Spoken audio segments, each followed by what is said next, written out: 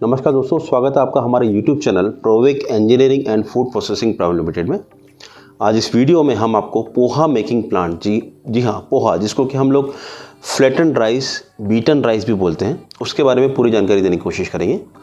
सबसे पहले समझते हैं पोहा बनाने के लिए हमें क्या क्या रॉ मटेरियल चाहिए। तो जी हाँ, पोहा बनाने के लिए सबसे प्रमुख जो रॉ मटेरियल है वो है धान। और ये धान प्रमुख यहाँ पर बेलगांव, रायपुर, कोल्हापुर, हैदराबाद, अहमदाबाद, वर्धमान, ये 5 से 6 जगहों पर ही अवेलेबल है, जो कि जिससे कि हम पोहा बना सकते हैं।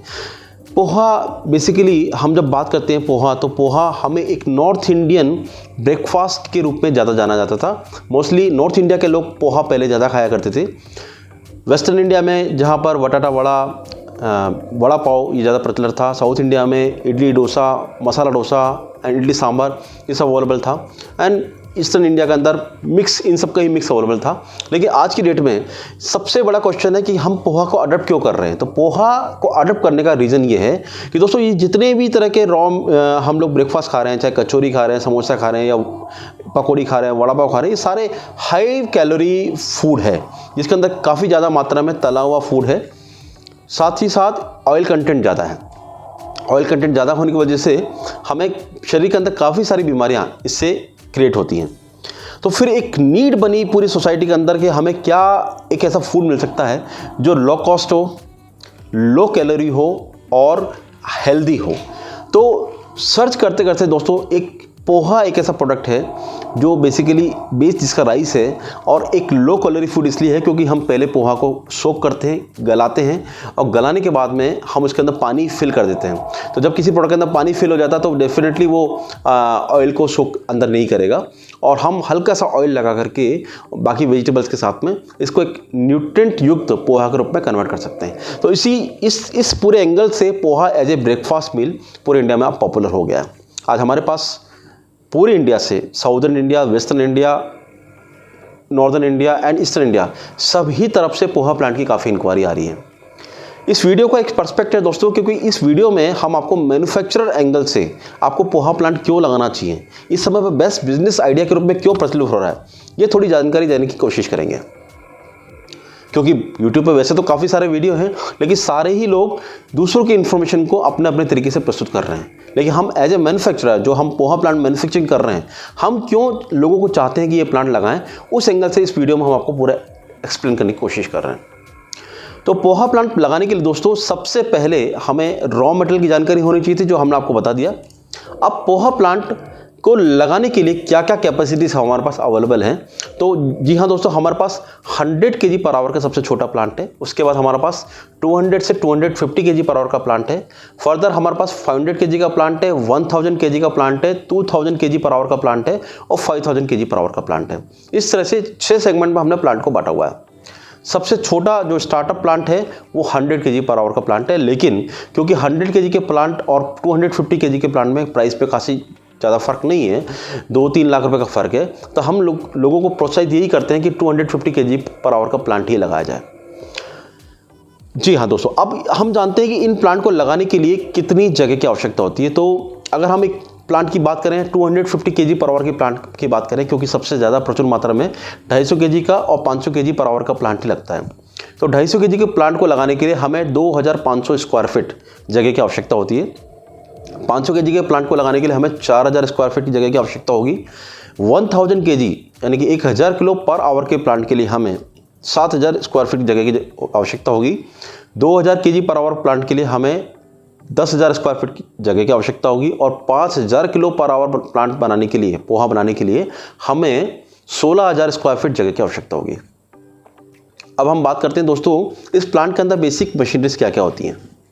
तो जी हाँ दोस्तों, पोहा प्लांट की जब हम बात करते हैं तो सबसे पहले सामने आता है दिमाग में धान।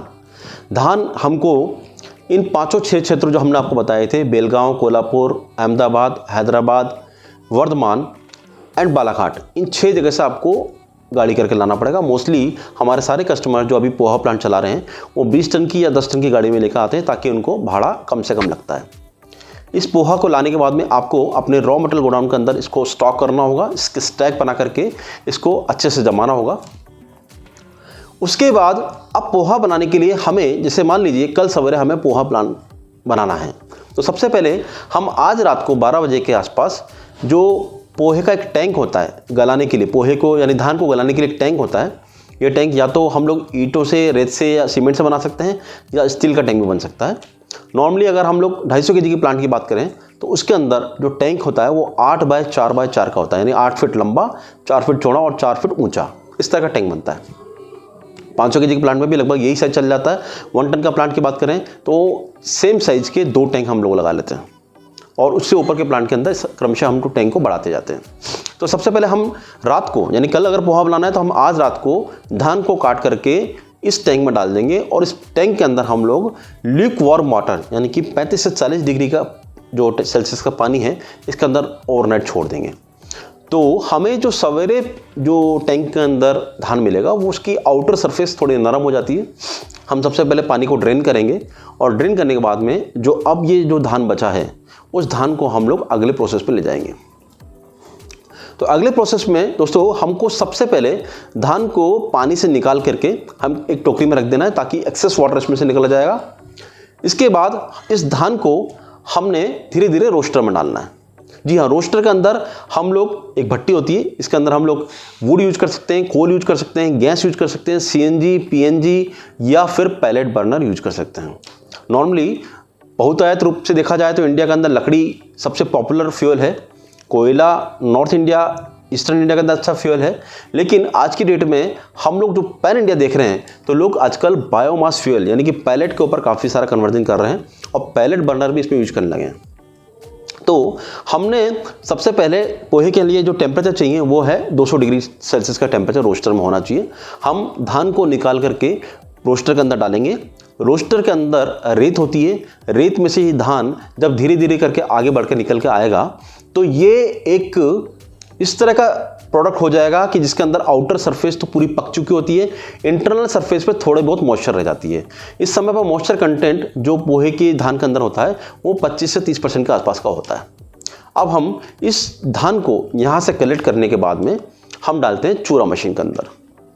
चूरा मशीन के अंदर एक बड़ा सा व्हील मोटर से घूम रहा है, इसके अंदर एक छोटा व्हील अपोजिट डायरेक्शन में घूम रहा है। तो जब इन दोनों व्हील के बीच में हमारा धान आता है तो वो आउटर सरफेस यानी कि छिलका, क्योंकि पूरा सूख चुका होता है, वो पूरा हट जाता है और जो बाहर निकल कर आ जाता है। साथ ही साथ अंदर का धान इन दोनों रूल के बीच में आने के बाद में चपटा हो जाता है और एक फ्लैटेंड राइस के रूप में कन्वर्ट हो जाता है। हालांकि यहाँ से भी हम लोग इस प्रोडक्ट को बाहर निकाल करके मार्केट में सीधे बेच सकते हैं। इसको हम चिवड़ा भी बोलते हैं, पोहा भी बोलते हैं। लेकिन इंडिया में 2 कंसेप्ट चल रहे हैं। एक तो बिल्कुल पेपर पोहा जिसको हम बोलते हैं बिल्कुल बारीक पतला पोहा जो कि फ्लेकर से निकलेगा इसके बाद में, और यहाँ से निकला हुआ धान भी मोस्टली यूपी, बिहार और नॉर्दर्न इंडिया के अंदर चूड़ा के रूप में काफ़ी पॉपुलर होता है, जिसको फर्दर हम लोग फ्लेवरिंग करके, ऑयल डाल करके, कलर करके, हम लोग मसाला डाल करके एक मार्केट में प्रोडक्ट निकाल सकते हैं।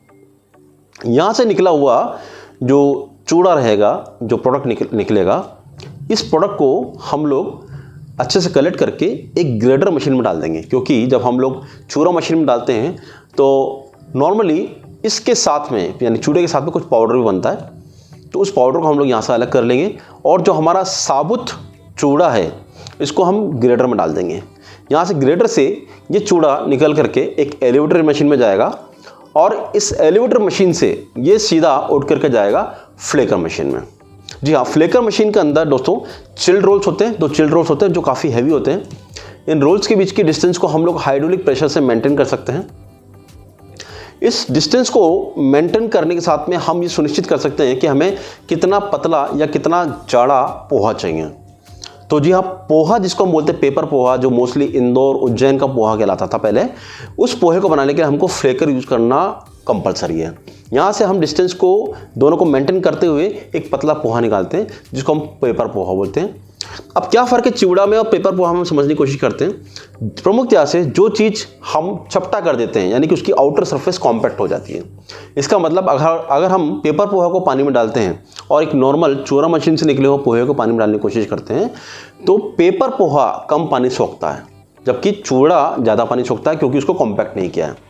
तो इसका कारण है कि पेपर पोहा खाने में बड़ा नरम होता है, जबकि जो चूड़ा से निकला हुआ पोहा है वो खाते समय थोड़ा सा बिखर जाता है। तो इसलिए इंडिया के अंदर पेपर पोहा की काफ़ी अच्छी खासी डिमांड है। तो दोस्तों हमने इस पूरे एक वीडियो के अंदर समझा कि हमें प्रमुखतया से एक पोहा प्लांट के अंदर सोकिंग टैंक, रोस्टर, छुरा मशीन, ग्रेडर एंड फ्लेकर की आवश्यकता है। ये एक हो गया सेमी ऑटोमेटिक या मैनुअल टाइप का प्लांट हो गया। फर्दर इसी प्लांट को हम लोग number of tanks, number of conveyors लगा करके ऑटोमेटिक प्लांट में भी कन्वर्ट कर सकते हैं। अब हम दोस्तों जानने की कोशिश करते हैं कि इस प्लांट के अंदर पावर की रिक्वायरमेंट कितनी होती है। तो दोस्तों अगर हम लोग एक 100 kg का प्लांट लगाना चाहते हैं तो इस प्लांट के अंदर हमें 26 HP की आवश्यकता होती है और इस समय पर यह प्लांट हमारे पास 11,85,000 प्लस GST के रूप में अवेलेबल है।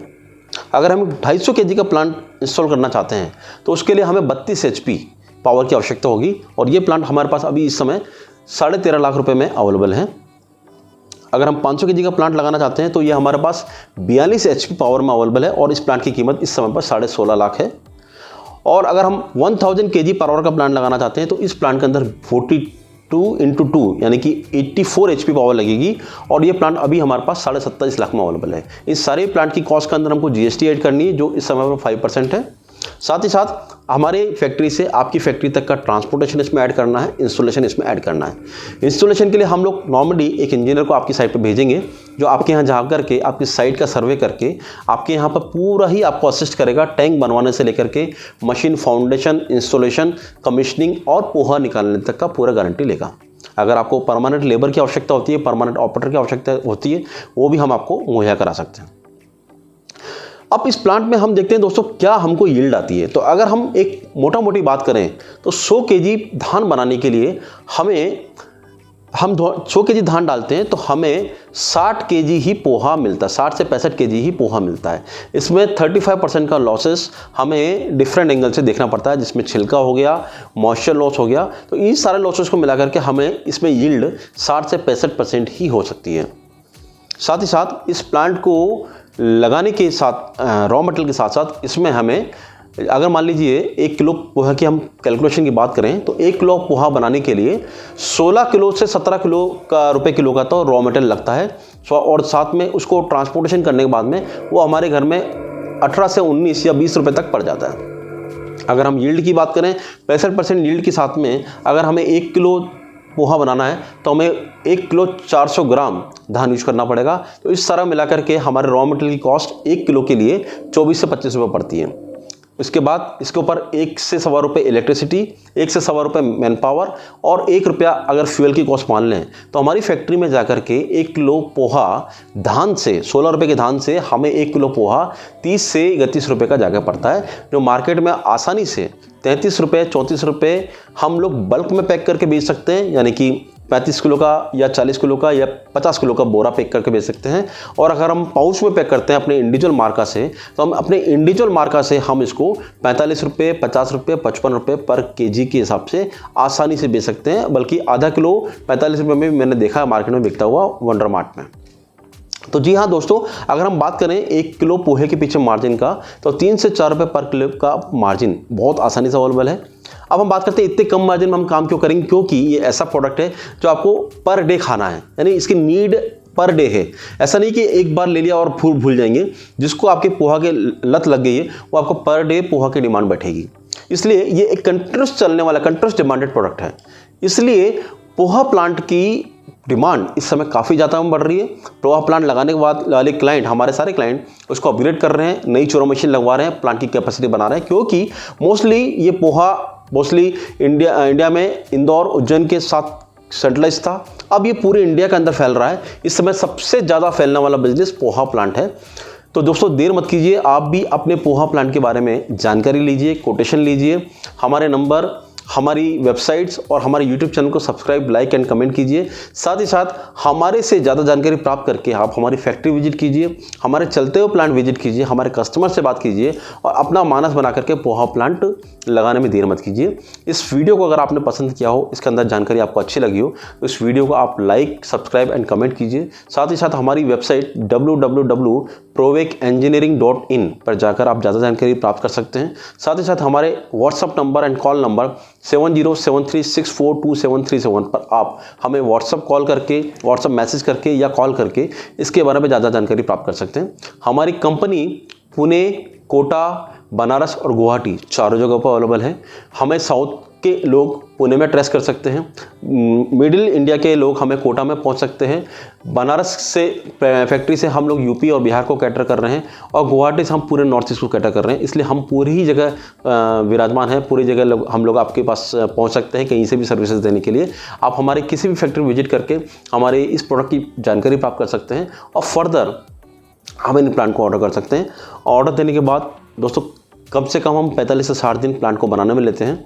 15 दिन प्लांट का इंस्टॉलेशन लगता है और कुल मिलाकर के आप एक 3 महीने के अंदर एक पोहा प्लांट को खड़ा कर सकते हैं। इस प्लांट को लगाने के लिए मशीनरीज हम लोग देते हैं, फाउंडेशंस, भट्टी बनाने का काम, साथ साथ इलेक्ट्रिकल वर्क का काम ये आपको खुद को करना पड़ता है क्योंकि ये सारा आप पे डिपेंड है, आप किस तरह का काम करना चाहते हैं।